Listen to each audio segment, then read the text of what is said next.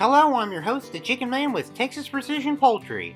I'm here to advise turning your garden waste into chicken treats. Let's face it, we as gardeners will always have a few weeds in the garden, so why not turn the task of pulling weeds into a way of feeding chickens? They say 1 year's seeds means 7 years weeds, so if we keep up with the weeding, the fewer we'll have in the future. Once you're through weeding, simply pop the weeds in the chicken coop and watch them disappear. And even if the chickens don't eat them, the weeds will die and turn into compost, which can then be added back into the garden. I love holistic systems like this. Systems that rely on each other to benefit each other, the farm, and the ecosystem. That wraps it up.